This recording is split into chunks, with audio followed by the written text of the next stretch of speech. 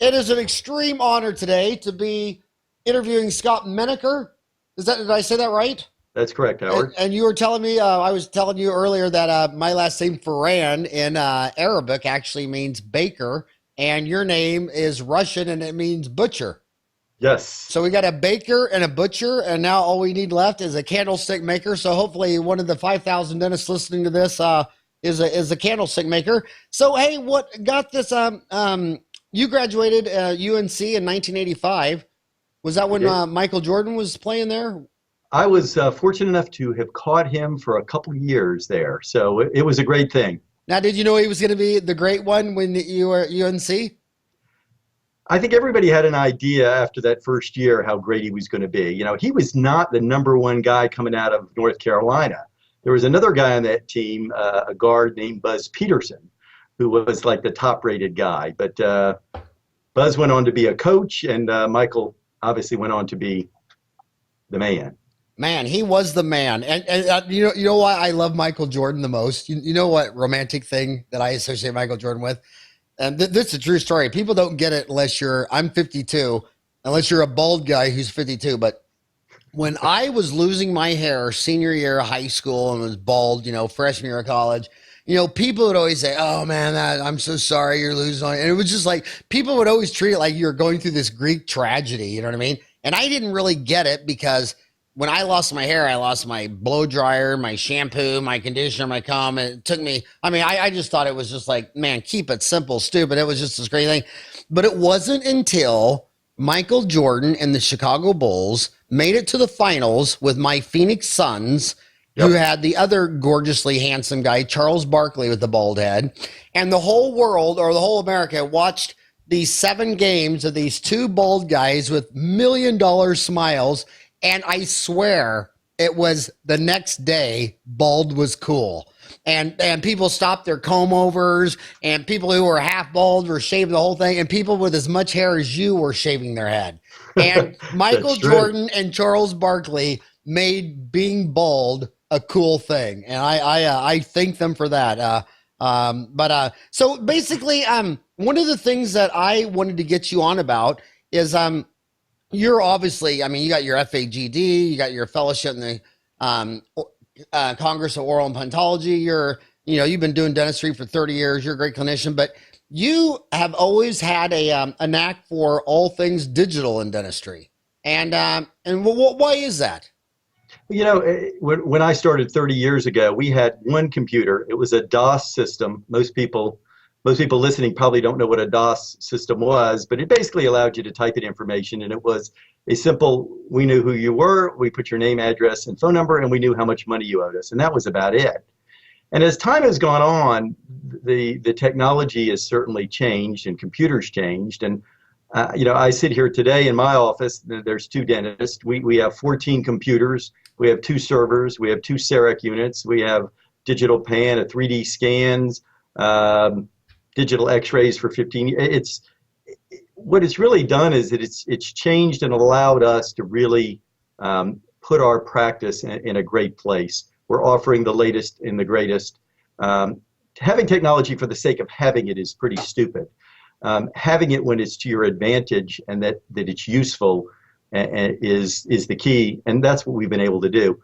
And in the case of my Cerec unit, we're talking the digital world. I've been at it with the Cerec about 9 years now. It made doing crown and bridge fun. Instead of just prepping and taking an impression and disappearing down the hall, I get to have a little bit of say in what happens and what my crowns look like and what things are shaped like. And it just really made things, for me, it made it fun. And how many Cerec systems do you think have been sold in the United States? There's 120,000 general dentists, 30,000 specialists. Of the 120,000, how many units do you think they have out? I think that Patterson and Sirona are estimating that, they're in that 13-14% range. So you're talking, 15,000 dentists, give or take, are using Cerec. Some have been there for many, many years. I got there when it made sense to me, when you could get a 3D picture instead of using dots and lines, and the 3D, you could look at it and see that it was a tooth. It made sense to me.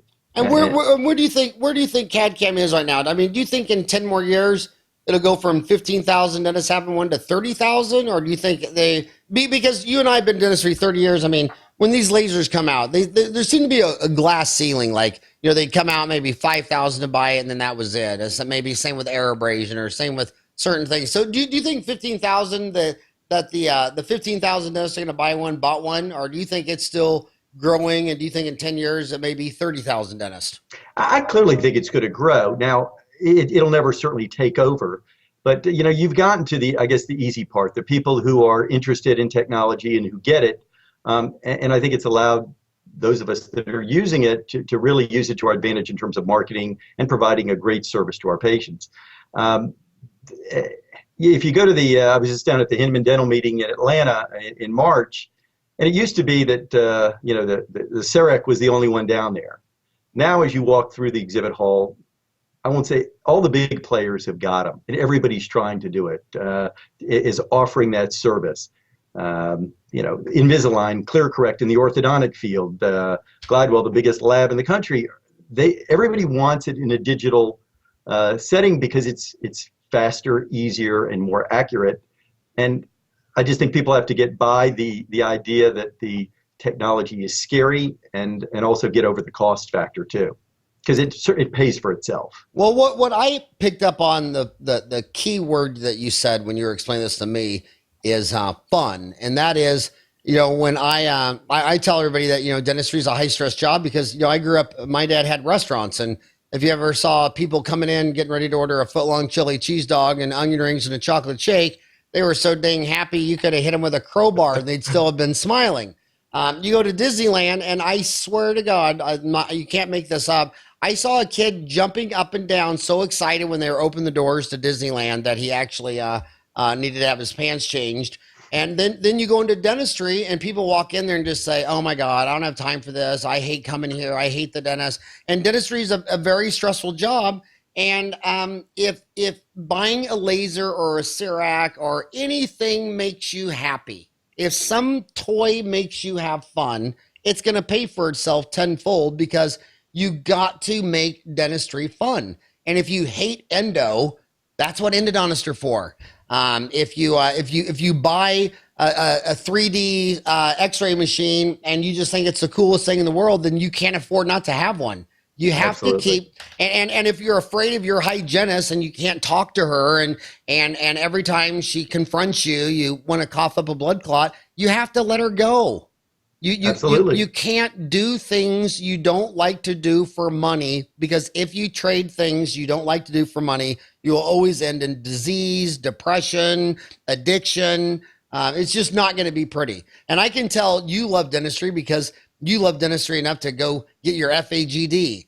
You loved it enough to get into implants. You loved it enough to get on technology. I'm going to go through all these with you, because 5,000 kids just walked out of school and graduated from dental school 2 weeks ago.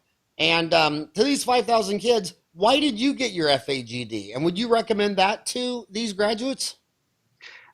There's nothing like continuing the education. One of the things that I talk to young dentists coming out, and almost any of my patients that are coming in, kids are finishing school, I said, all right, I'm going to give you the best advice you've ever heard in your life, and you need to listen to me. And so they look at me like, I'm going to give them $1 million. And I look at them, I go, all right, remember this. I said, you don't know crap.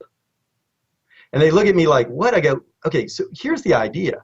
You've gone to school, dental school, law school, whatever it is, and you've been given you know how to do a task. You can do a filling, you can do a crown maybe, you might be able to do a root canal, but you've been given tasks and steps, but you really have no idea how it all works. I mean, it all dawned on me years ago. I have a twin brother, an identical twin brother. Steve's a CPA. We kind of went different paths.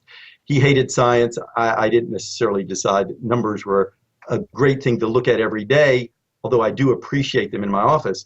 But Steve was doing these audits, and he's out doing these, and I just, while I'm in dental school, and I'm seeing he's traveling, and they've got him going all over these places, and I said, it's so cool, you're doing all this great stuff. And he goes, I don't know what the hell I'm doing. He says, I sit down, they give me some work papers, I do my task, I give them to them, and then somebody takes them and does something with them, and then they give me another set.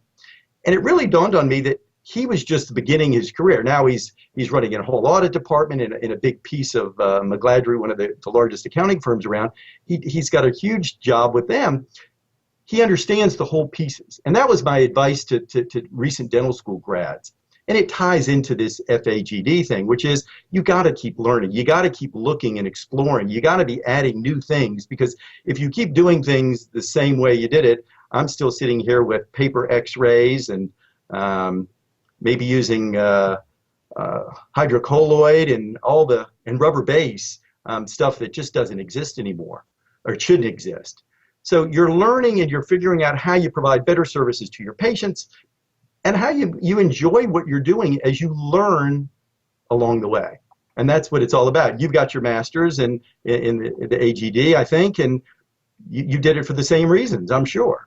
Absolutely. And I look back, not only do I look back at the AGD as what I liked the most about it was a structured curriculum, because I did not want to take a lot of these, like I was like, well, why should I take implants or ortho? I don't do those things, but I had to get my FAGD and my MAGD. And then in having to take those, I was forced and not happy. And I complained, and some older guy, I think I was about 25, and some 65-year-old MAGD guy put his arm around me and he said, Howard, just take the damn course. Just shut up.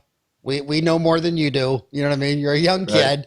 Right. And then, so to knock out my MAGD or FAGD requirements and implants, what did I sign up for? Carl Mish's 7 3-day weekend course, and fell in love with implants. And that's where I want to go next with you, because you got your FAGD and you got your fellowship at the International Congress of Implantology. I like to look at macroeconomics from around the world. Instead of looking at the 150,000 dentists in the United States, I like to compare the 2 million dentists around the world in the almost 200 different countries. And here's something I don't understand about implants. Here's what I feel crazy. In a country like South Korea, where they have 20,000 general dentists and 15,000 out of 20,000 place an implant themselves every month. In Germany, German dentists, they all place implants, and they only use oral surgeons for the super big complex cases like the all-on-4, or something that needed some blocked bone graft. And in Germany and Europe and Brazil and everywhere you go but America has 120,000 general dentists, and 115,000 of them have never placed a single implant in their entire life. And the other thing I don't understand is that, why is that? And number two is, in Germany, an oral surgeon will place, for every root form they place, because 96% of implants are placed one at a time to replace a single missing tooth. And when someone comes in fully edentulous, they'll use mini implants. They'll put 4 in the lower, 6 on the upper, and the denture snaps on there. And here in America, I mean, the oral surgeons don't even offer mini implants. I mean, you send your patient with a denture to an oral surgeon, they only got one treatment plan, and it's a $50,000 Mercedes-Benz, or maybe you can have the Ferrari, or maybe they'll do a modified Lamborghini. And then you say, well, this person's a hillbilly and they don't have any money, and they don't have that kind of money. Can you offer a lower cost alternative? And like minis, and they look at you like, minis? I'm an oral surgeon. I'm a periodontist. I'm a prosthodontist. I don't do yard sale work with mini implants. Why is America, which should be number one in everything, why are they just non-existent on the map with mini implants? And why did the general dentist not place them?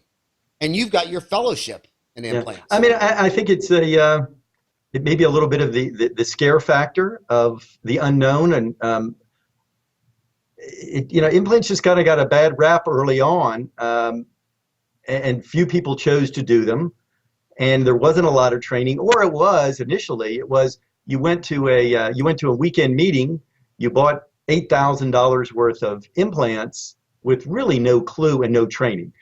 You trained with Carl Mish. I did his prosthetics course probably 20 years ago, and that really changed my whole outlook on a lot of things. But as you go along, you've got to continue to move the needle forward, and you've just got to go get the training. And I think people get afraid, and they're like, oh, I don't want to do this, or I can't do it. And they just got to find the right people. I work with a terrific group of periodontists and oral surgeons who are certainly willing to help. They're willing to answer questions. But I think people got to just surround themselves with the right people to help encourage you along the way. But does your own oral surgeons, do they offer the $50,000 big tree implant case? Do they also offer an alternative $5,000 with minis? Or is it just all or none? Most of the time, I guess if it's going to be minis, I'll do it. I'm not, it's something I feel comfortable doing, and we all should. What percent of general dentists, in your estimation, forget my perception, your perception, what percent of general dentists, if grandma came in with a ill-fitting denture, would do a reline and then adjust it 5 times over the next year, and grandma's not happy and you're not happy and you cringe every time you see her name coming up on your schedule and you're thinking, I only charge her $250 for a reline, now I've had to adjust it 10 times, but they didn't even offer a real solution like mini. What percent of the general dentists would you say do not offer minis instead of a reline? I'd say probably 95% of them won't, if not even more than that. I think it's just, it doesn't, until there's more people are willing to do more training to really understand how it works and the benefits, they just keep doing what they do. It's you keep using PFMs as your only alternative. You're not using zirconia in all pores. It just goes across the board. And I think you have to be willing to change and see that there's something different and something better, and get the training to go do it. Okay, well, this woman, 5,000 people are going to listen to this podcast, and right now there's this dentist, and she's 30 years old, and she's driving to work, and she can think of her head 5 denture patients that she doesn't want to see on her schedule, and she's never placed a mini. Give her baby steps. How does she go from never, ever placing a mini to the second floor where she got grandma in there and placed 4 on the lower and 6 on the upper, and the patient lived happily ever after? How do you get from A to B? I think you've got to start, obviously, by getting some good education. I'm not a big fan of just taking a quick weekend course and really not understanding what am I doing. So I can drill a hole through the gum tissue, and I've taken those courses where you know they can work, but you drill a hole through the gum tissue. You do 1 or 2 drills, you put a screw in, and you go. I think you really need to understand what it is you're drilling into and what you're doing and what are the real risks and complications, and is that the real benefit? You've got to understand forces and where you put them. The one thing that Carl Misch said in the course years ago that stuck with me, and it's applied to almost everything that I do as a dentist, he used the word stress. You talk about it in our general lives, but he said, you have to understand what stress is and where you're putting things. He said, you can put an implant anywhere you want, but if you don't understand where the stress is being put on that, it won't survive. So I think you don't have to go out and take a year-long continuum to go put mini implants in, but I think you need to go spend a little bit of time really understanding what they do and what they mean, and it shouldn't take long. And as you're indicating, it can change your practice. It can change your patients' lives. Okay, but be specific. She's 30 and you're 55 and have your fellowship in implants and FAGD. What training would you recommend to her to place minis? I mean, do you have any names, numbers, websites? Where would you go? I guess there's a lot of them out there. I mean, maybe it depends on your area. I chose to participate in a 9-month continuum. It was a weekend-long course. And you really got a full understanding of what's going on with implants from placing them. Was that at UNC? It was actually a private group nearby that does some great training. One would be talking to some of the implant companies. They're putting on some of those courses as well. What minis are you using? I'm using some of the small ones from BioHorizons and Straumann. BioHorizon, that was Carl Misch's implant company, right? Right, it sure was. BioHorizons, and then Straumann, that's Switzerland? Or Sweden? Yes, it is. I think you'll have to answer that one. I think it starts with an S, and it's in Europe. It does. And it's got 2 N's on the end. So talking to your rep would be a good for some hands-on courses. Absolutely, because I think a lot of them are, at least certainly the ones that we've got in our area, they're looking to help dentists get into the implants. Obviously good for their business, and there's lots of training that and talk to, finding mentors, finding people, looking certainly looking through Dental Town and other great resources out there that can help guide you where to go. and don't settle for one. Take a couple of them and figure out which one works. Yeah, I agree. I agree. And so back to technology.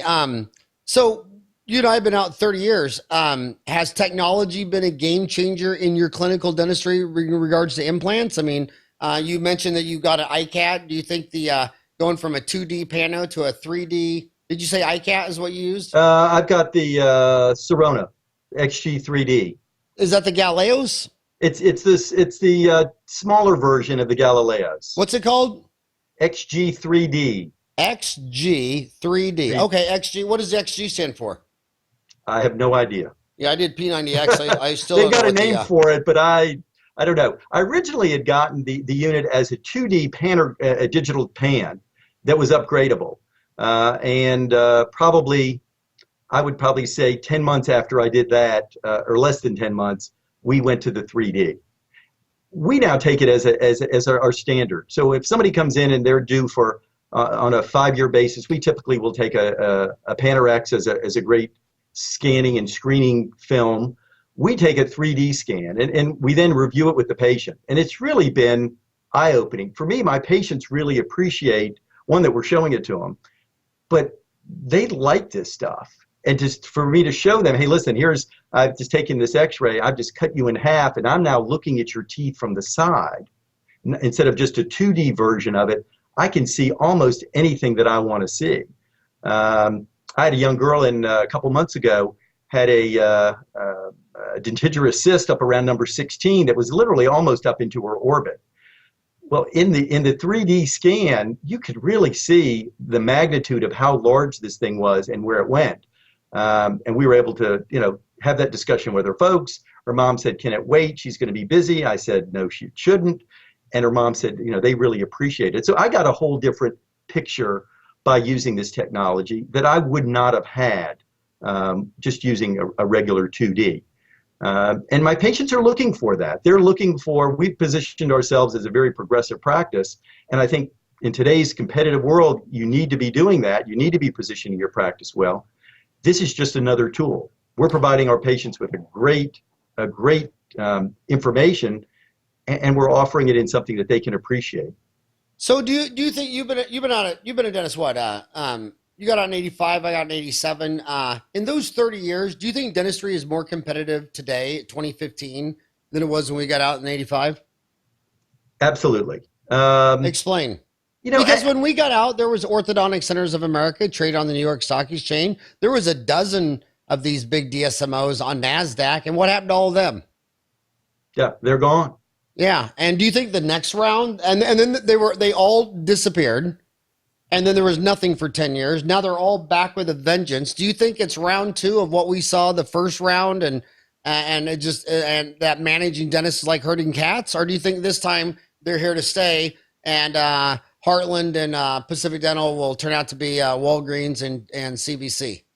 I'm not sure they're going to get that big, but I think some of the bigger, more successful ones will probably stick around.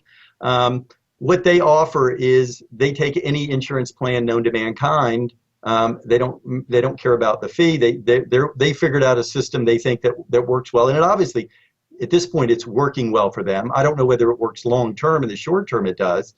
But the PPO competition, when we got out, it was indemnity insurance.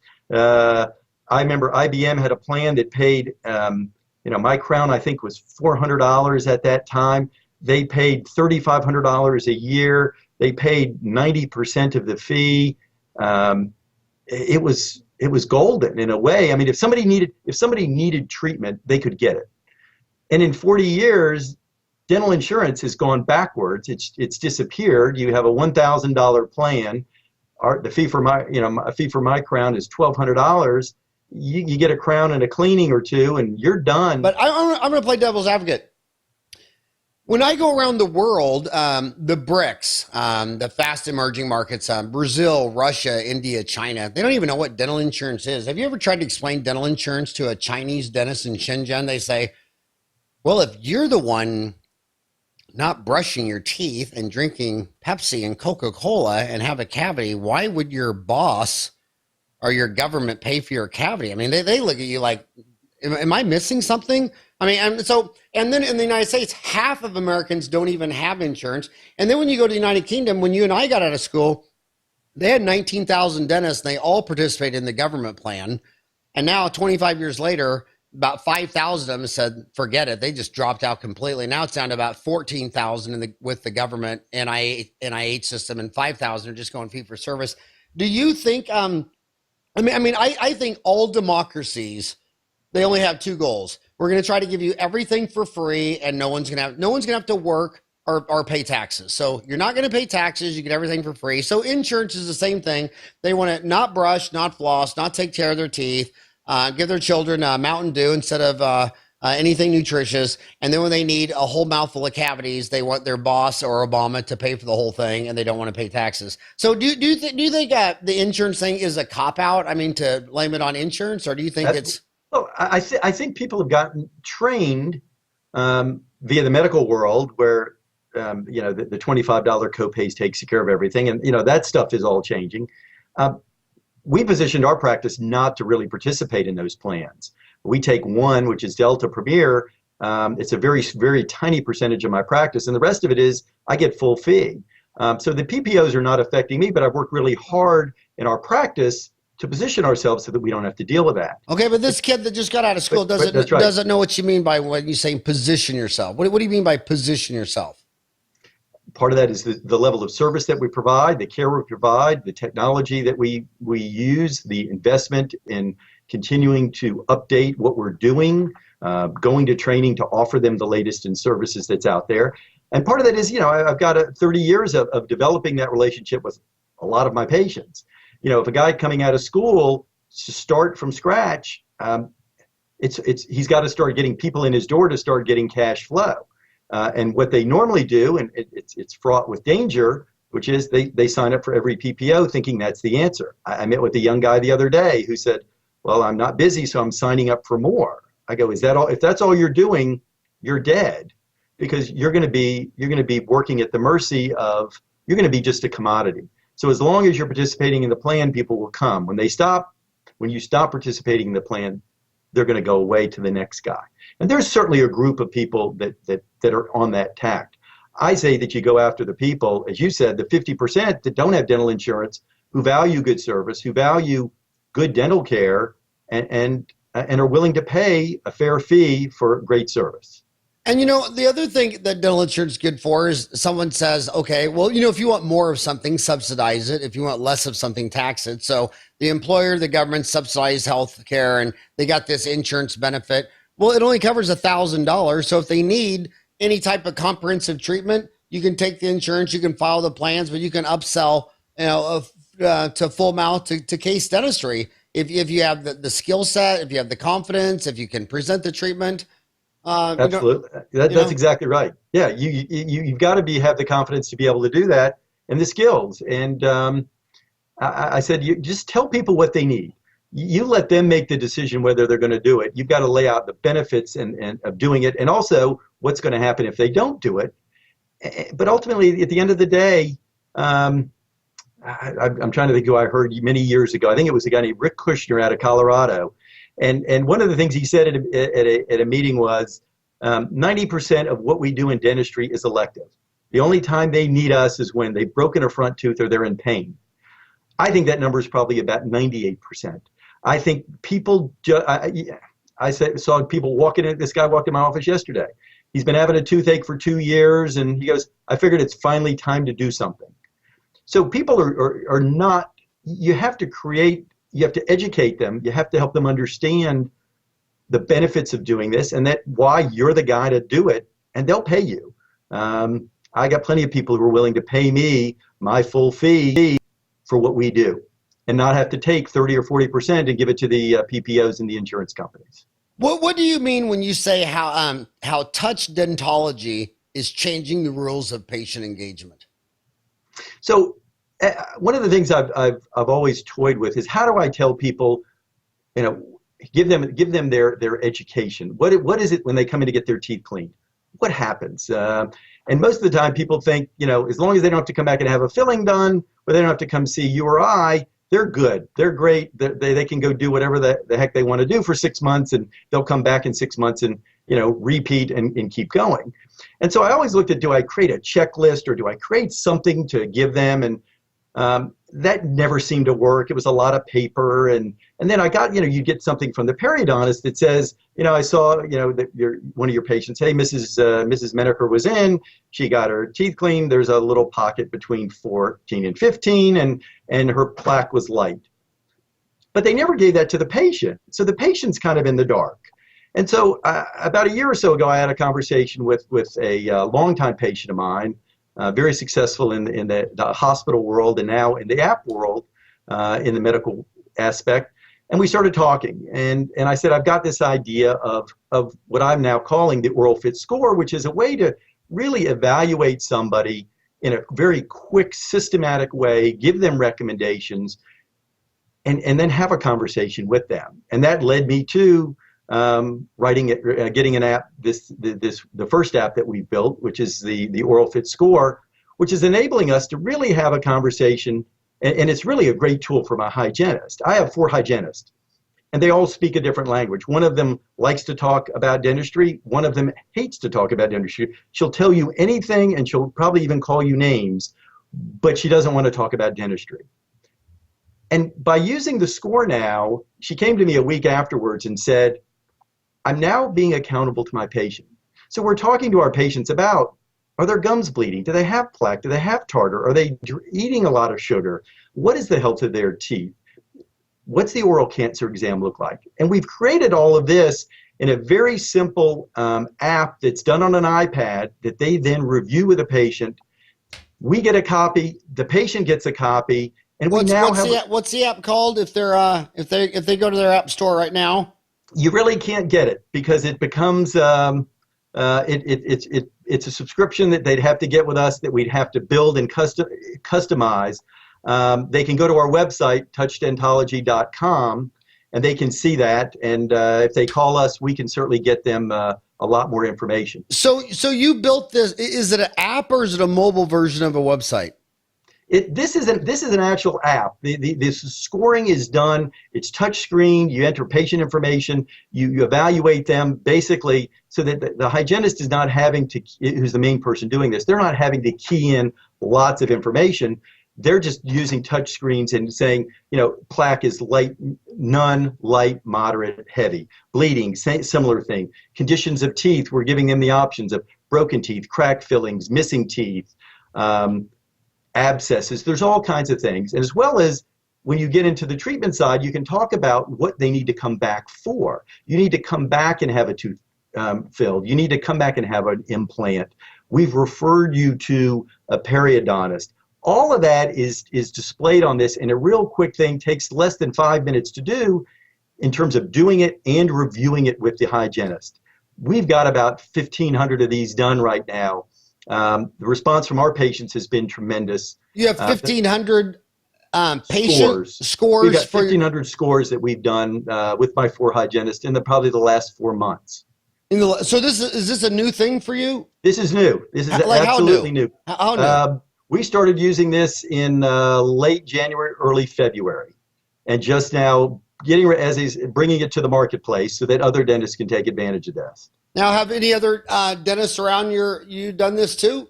We've got a few that are starting to use this kind of on a trial basis as well. And again, we're new to the world and just looking to help people understand how it works. The key for a dentist, I was talking with my wife the other day. She said the key here is, as dentists, we're not the ones that are really using this tool. It's a tool for our staff. It's got all 4 of my hygienists speaking the same language. They're having to have conversations with patients that, you said earlier, if the hygienist is not doing what we want, we need to get rid of them. Well, they now understand what I need them to do.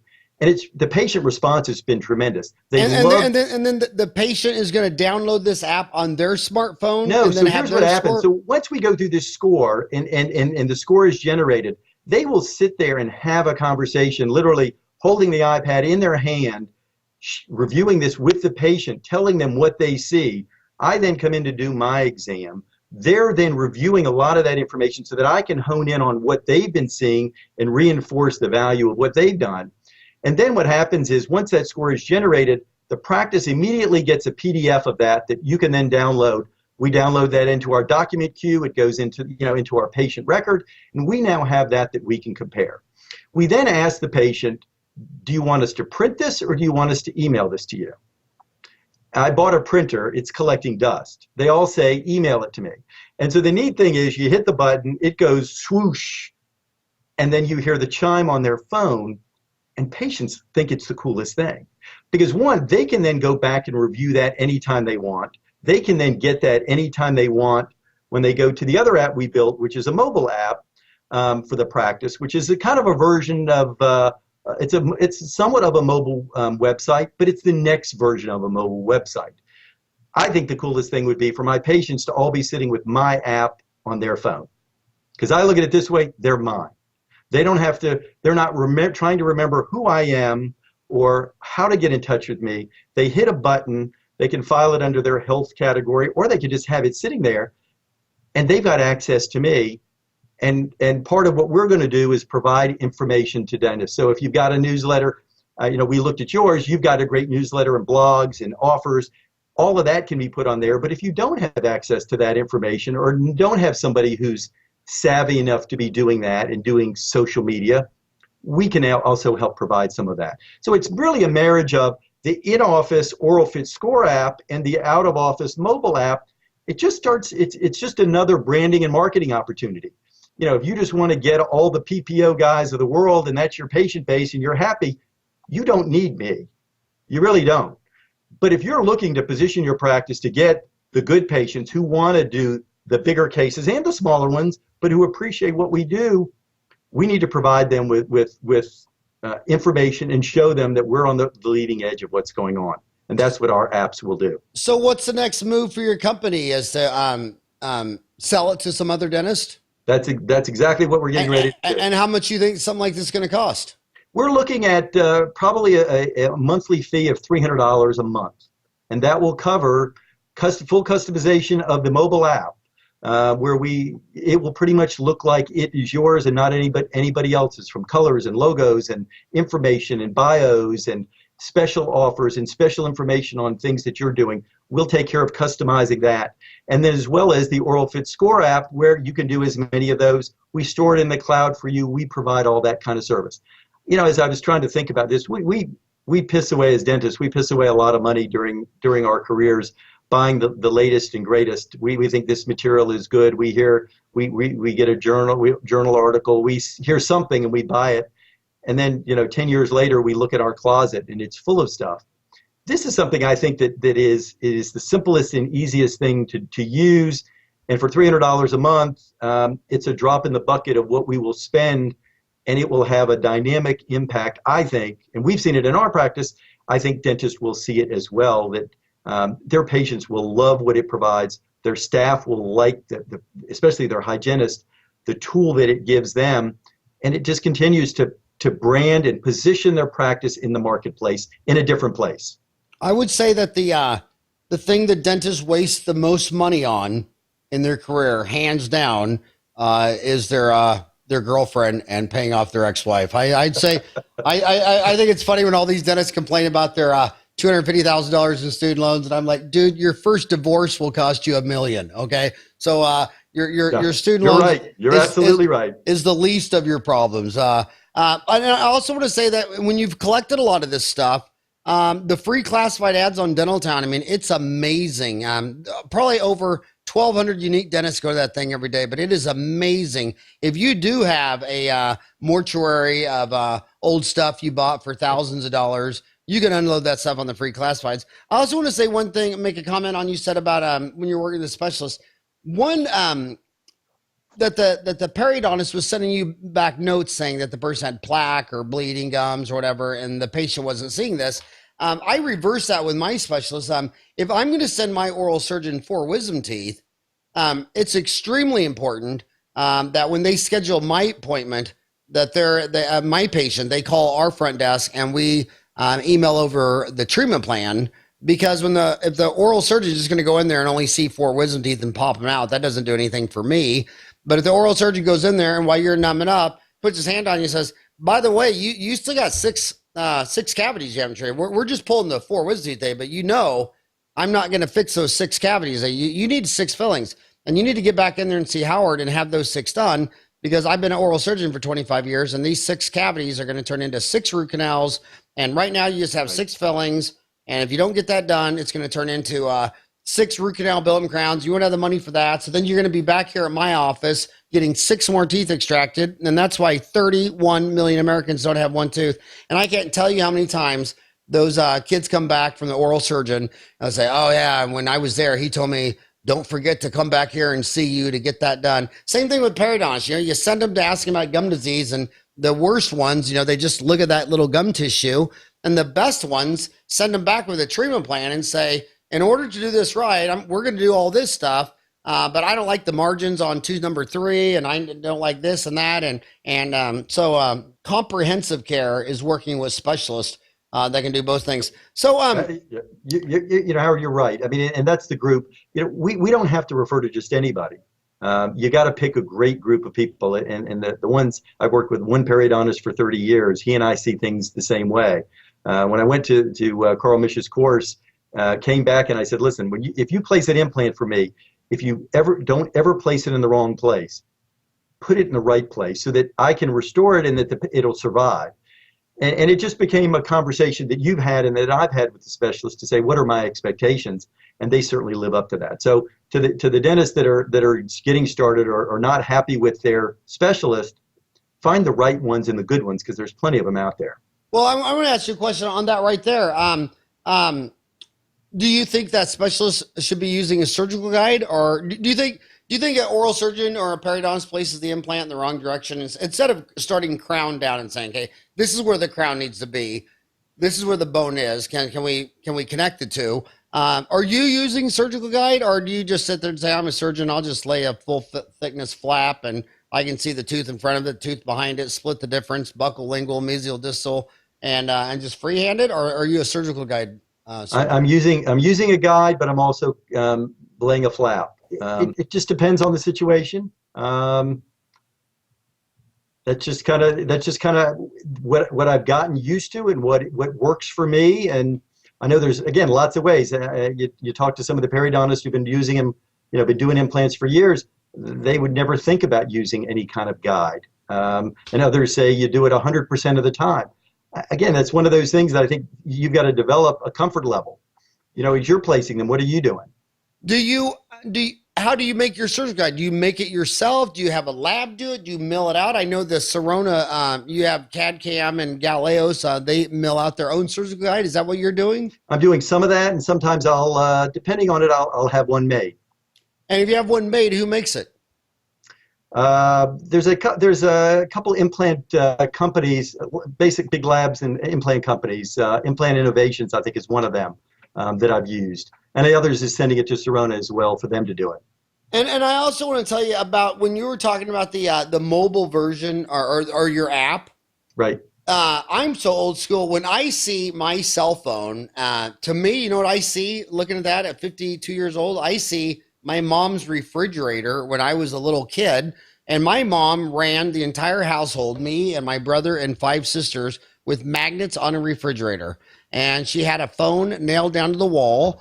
And if she traded with you, whether it be the pharmacist, the school, the church, the orthodontist, the dentist, all those magnets were on the refrigerator. That was her Rolodex.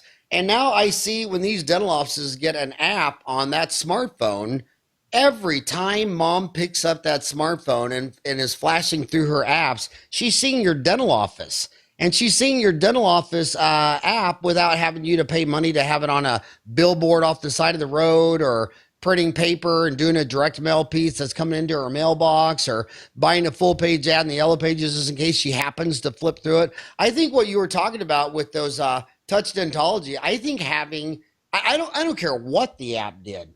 If the only thing the app did would just be visible on mom's smartphone, think of the mind share that would get. Think of the impressions that would get over a 5-year period of every time she's flipping through her app, she sees your dental office. Don't you think Yeah, that's huge value? absolutely. If you think about it, we were looking at this to say most people, most patients, if they're healthy, they've been in your practice a while, they see you, they know who you are 2 hours a year. That's Right, it. right. Other than that, they have no clue who you are. So the more time that we can get in front of them just reinforces one that they're going to continue to come to you, but two, that they can refer others to you. They become loyal to you. They speak about it, and they're maybe more apt to move down the continuum in terms of something happens. They need more services. They're going to probably need more services. You want them to, I want them to be mine. And it's just another opportunity to go from 2 hours to maybe 15 or 20 hours during the year that you're able to get in front of them. You're absolutely right. You've talked a lot about clinical dentistry, FAGD, implants, all that kind of stuff. What are the non-clinical things that determine a dental office success? Well, it's one of the things that you speak a lot about in terms of your MBA courses, which is the business side. Um, to me, the biggest thing I tell people is numbers don't lie, people do. So if you understand the numbers, I love they can that. work. I ended up buying out a partner many years ago, and as I was getting ready to buy it, I almost got out of dentistry. I was so just unhappy with where I was at. The partner that I was leaving, things had come up. He was leaving, and my brother's accountant, his partner, his senior partner, went and talked to him, and he said, "Are the numbers good?" And I said, "Yeah, they're good." And because I had looked at the numbers that I had been given, and he said, "Are they good?" And I said, "Yeah." So again, I said, "Yes, they're good." And he looks at me again, and he goes, "Make sure the numbers are good." And I went and looked at the numbers. I spent 4 or 5 hours really digging in the numbers, and the numbers weren't good. And I found that it taught me a lesson, and I've spent a lot of time over my career. I enjoy the business side of things, but I understand numbers. I track statistics, not just for tracking them, but I want to know trends. Did we lose? Is our production down, and why? Our Panorexes, which typically may average 40 to 5 or so a month, if they drop down to 30, what's the reason? Are my hygienists getting lazy? It just allows me to be a better manager. And the only way that you can do that is if you understand your business. And so understanding the numbers, I taught that lesson very early on, and it stuck with me. And I just encourage everybody, I don't care what field you're in, you got to understand what's going on. Because if not, the only time you recognize there's a problem is when you run out of money. And that's a bad place to be. I know. I talk about that in my new book, Uncomplicate Business, over and over. I mean, you just manage people, time, and money. You make something, sell something, watch the numbers. And there's two things dentists don't look at: the money, and they don't watch the numbers. And I want to ask you, with your expertise, now that 5,000 kids just walked out of dental school last week, a lot of these kids listen to this iPod podcast, aren't watching numbers. Do you think it's with your expertise and 30 years of doing this, do you think it's a personality trait that you and I just like business? Just like some people like sports, some people do not like to watch sports. Do you think you and I just like it, or do you think if a dentist doesn't look at the numbers, they can learn to like it, or do you think I think it is what it is, or? you can look at this one of two ways. Do you own a dental practice, or do you own a business? And I think to all of them, I'd say you own a business. And if you own a business, you need to understand everything. Now, you may not like it. I've got a partner that's been with me for 9 years. Tricia has no interest whatsoever, or did not, in terms of numbers. In this time period, she understands the numbers and she manages them well. She tracks her statistics. She looks at things and No. understands it. So I think you can teach somebody a lot of what's going on, maybe not to the degree you and I may like, but enough to be that they can be very successful. Now, is she an associate or is she a partner? She is a partner. She is a partner. And you, but you had an earlier partnership that you didn't like, and you had to buy that partner out. Is that what you were saying? Yeah, he needed to leave. He was going to move and was going to leave. I was very young into the dental world, and it was a pretty big practice. And I basically bought him out and converted a 2-doctor practice to a 1-doctor practice for about 15 years. Now, are you married too? I am. And so I want you to talk about what's the difference between marrying a woman that you live with and have children with and all that versus marrying a dentist partner. Because everybody recommends getting married, but the truth is half of them fail. Everybody recommends, having a group practice and getting a partner, and that's like getting married to a partner, but half of those fail. And you had one that failed, and now you have one that's 9 years successful. What pointers would what would you tell these 5,000 graduates who they're out applying for a job at some dentist's office, and this dentist says to them, yeah, I'll hire you and I'll pay you X and blah, blah. And then after, if it's all good after a year, then, I'd like you to buy in and be a partner. And she just gasped like, oh my God, I want a job. I don't know if I want to marry you and be a plutonic dental partner. Talk about that difficult subject. Well, it's hard. Before Tricia became my partner, I had an associate who went back after 15 years of being on my own. I had an associate. He went back to school. I had another associate who I asked to leave. It just didn't work. We were not nice guy. We were just not on the same page. So it really became a matter of personality, of her understanding what was here, what my expectations were, what I really wanted from her. And so I think it's not a matter of, and in her case, this is what I would tell the 5,000. It's not about the money. Tricia was offered other opportunities that were going to pay her more. She felt like this was the right place, that I was going to teach her, I was going to nurture her abilities, and that we could make this thing work. So you've got to, obviously, when you get out of school, you want to be busy and you want to start making money because you've never made money before.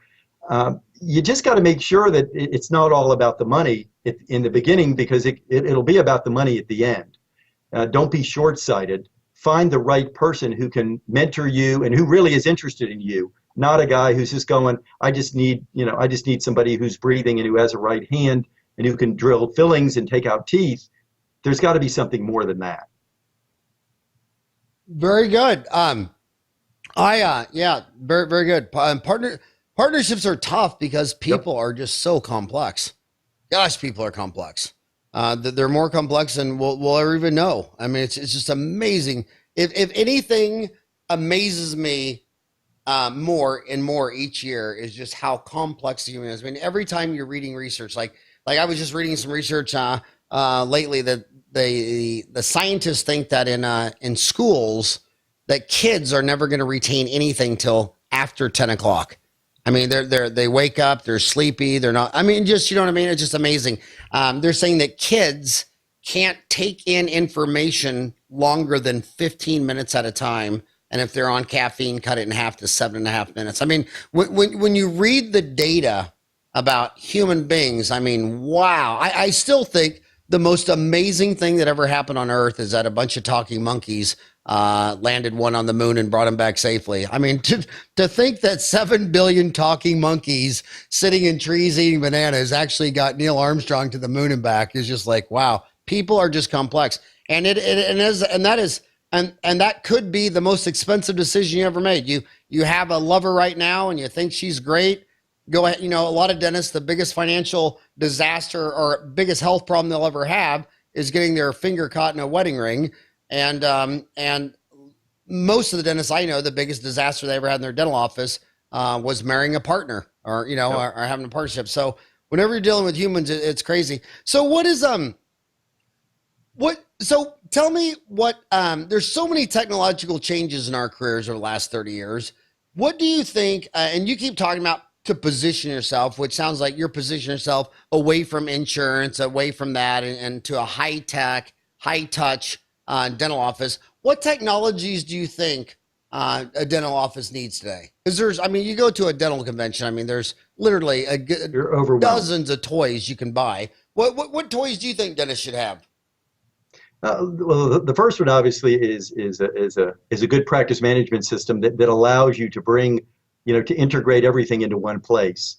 The next one to me would be digital X-rays. But stop back to the first one. What system are you talking about? What do you use? Well, I'm just talking about your practice management system. There's lots of good ones out there. Give names. What do you use? We use PracticeWorks. The other big ones out there are EagleSoft, Dentrix.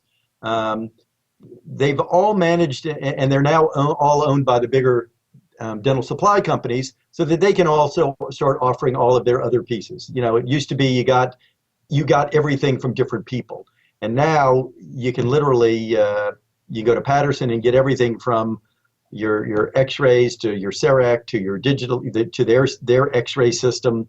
But It's changed. you called it a practice management system. Yes, I think that is the biggest oxymoron term in the world because Dentrix from Shine and EagleSoft from Patterson and PracticeWorks from, is it Carestream? yes, CareStream.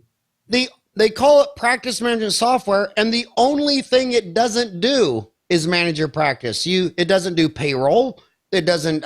You can't pay your bills. In fact, when you buy Dentrix, it can't even generate a check to pay for Dentrix. You have to go buy other software like Quicken, or you have to buy Yep. other software Right. just to buy their practice management system. And every time I hear those guys on their publicly traded talks about their publicly traded stock of Patterson and Shine, and they're talking about all these numbers and their earnings and their price earnings. I just want to call it and yell, "Hey, I'm your customer. How come I can't get any of this data about my own damn dental office? Everything you talk about your company isn't even on your software." These dentists don't know their overhead at the end of the day. They Right. can't. They don't know their payroll. The staff doesn't click on and click off on Dentrix or EagleSoft or PracticeWorks. They have to use some payroll service or someone else. I mean, it's just, I still think I will go to my grave saying that the worst thing about every dental office is that these practice management systems never connected to an accounting software, and no dentist out there knows their costs. You go stop any dentist in America who walks out of a room and say, "Hey, you just did a MOD composite on number 3 and billed out $285. Did you make money or lose money?" And they have no idea. "Oh, you just signed up for a PPO and they're going to give you this much for a filling. Do you know what your break even point is on a filling?" No idea. "So why did you sign up for it?" No idea. That was brought to you by Patterson's, Dentrix, EagleSoft, Shine. So anyway, I'm going to stop that rant there. But after a practice management software, what was the next thing you said? Digital X-rays. Digital X-rays, absolutely. And why is that? So half the dentists listening to you are using film, and they're like, "Come on, Scott. I mean, film's cheap. It's low cost. It's made by Kodak. Why should I go buy?" And I hear these sensors are like $8,000, and if you drop them on the floor, they break. Why should they buy digital? So yeah, obviously we grew up in this where there was no digital systems, and you took a small little film, you held it up to the light, you maybe had a view box, this big huge view box to put this tiny little X-ray to see what you could see, if you could see if there was some decay or there was an infection or something going on around that. And what the digital X-rays did was not the earlier versions, but certainly the later ones have allowed us to really, I think, become more diagnostic. You can change contrast, you can look at things, and you're looking at it on a monitor that just becomes much easier. Now, from my end of things, as 55 years old, reluctantly, I've been dragged down the street of I've got to wear some kind of reading glass, so I can't hold the film up to my like here anymore and see it. I got to hold it out here. But the biggest change has been being able to see things that I think I missed years ago, and I can manipulate it, and I don't have to wait 10 minutes, 5 or 10 minutes for it to come through it. And if it's not clear or she didn't get the angle right, I got to go retake it. You push the button, you walk back in. If you don't like it, the sensor's still in the mouth. Move it to a different place, take the picture. It's just changed, and people appreciate the fact that it's less radiation, and that again, in their mind, they're making the decision about you. You're using something that's current, not something that they remember their dentist using 50 years ago. And my biggest reason is it's patient mastery. When we had a Kodak film, it was only 1 inch wide, and we kept it in the chart, and that's doctor focused. And now with digital X-rays, you can print that thing out on an 8x10, get a red pen, draw over it, and give it to the patient. Now they own their X-ray and knowledge. Henry Ford said, technology, it's not technology until it goes into the hands of the masses. and Kodak film was not technology because it stayed in our chart. And digital x-ray is technology because it goes home with the patient. So after a practice management system, after digital x-rays, what else? I think then you've got to really start looking at one. I think you obviously have to be productive enough to look at the system. I'll call it the Cerec systems. I don't know if you want to put electric handpieces in there, but they're certainly not air driven. Are you electric handpiece? Absolutely. So I want to ask you about that. How come when you go to Japan, they're all electric, and when you go to America, they're all air? How did two great countries go down such two separate roads on handpieces? Good question. Well, you've been in both. You've had air, and now you're electric. That was all we had coming out of. That was all there was. I went to electric when I just got fed up with my handpiece stopping. I like to, when I sit down, I like to step on the pedal and I like to go. Being faster means less trauma. I'm not sitting there doing a 30-minute crown prep. I want to get in and do what I need to do. And electric has just been, for me, it's a godsend. How long you been on electric? Probably 15 years. I've been I started with Cavos. I know there's lots of good ones out there, but Cavo was it at the time. And you could take a lot of things from me. You can't take my electric handpiece. Yeah, and most dentists, the patient hates the noise. So you get rid of the noise. You get rid of all these blown turbines. But what's really cool about it is you have infinite torque. You don't push the burr to the tooth and have it stop. Yep. And that's what I was doing. And if you've got a big office and everybody's opening up the compressor valves at one time, with an air driven, you'll see you won't be able to cut. You'll go. You don't have that with electric. And if you want, you can certainly you can turn your RPMs down. Very simple to do. Yeah, well, I'll tell you that it's so fun to go to different countries. I always think every time you hear an American bad mouthing another country, about 110% of the time they've never even been to that country. You know what I mean? Right. I think the greatest education you can ever get is to get out of this country and go see other countries. And all the other countries chose electric. And America chose the air driven, and it was a horribly bad decision, and we're still hanging on to it 100 years later for no good reason. I think at the end of the day, we have a tendency as dentists to be cheap about probably the important things, and we'll waste money on the toy that just came out that maybe doesn't work. Who knows? Without really understanding the purpose behind it. And so what other technology? Obviously, Cerec to me has been a game changer for my practice and my patients. I don't have to make temporaries. My patients love the idea that within an hour and a half, they're in and out of my office and have a beautiful crown that fits as well, if not better, than what I could send off to the lab, and they don't have to wait 3 weeks to come back. So Cerec's been fun, from doing anteriors, posteriors, making implant abutments, bridges, just getting ready to start doing some orthodontics with it, with Invisalign and ClearCorrect, now taking skin. Everybody wants digital. Everything in this world is digital. Why are we being slow to embrace that one? And it's not about the money. I was telling the Patterson people for years, stop doing it on ROI. Start talking about how it will impact the enjoyment that you'll get in your practice. And for me, that's been it. I like designing crowns. I like showing patients as I'm doing it because it's fun. And they love the idea that I'm showing them what's going on, and they understand it and they appreciate it, and then they don't mind paying me whatever I want to charge them. And we were out of time, and that is the perfect thing to end on, is that your success is because you're having fun. Absolutely. And so if you're not having fun, you got to start having fun. If that means buying a toy, if that means working on a different team, if you have fun, you'll like what you're doing. And if you like what you're doing, you'll get good at it, and the money will naturally follow. And on that note, thank you so much for spending a time with me, buddy. Thank you, Howard. And thank you for all you do for dentistry. Same to you. All right, buddy. Bye-bye. Bye now.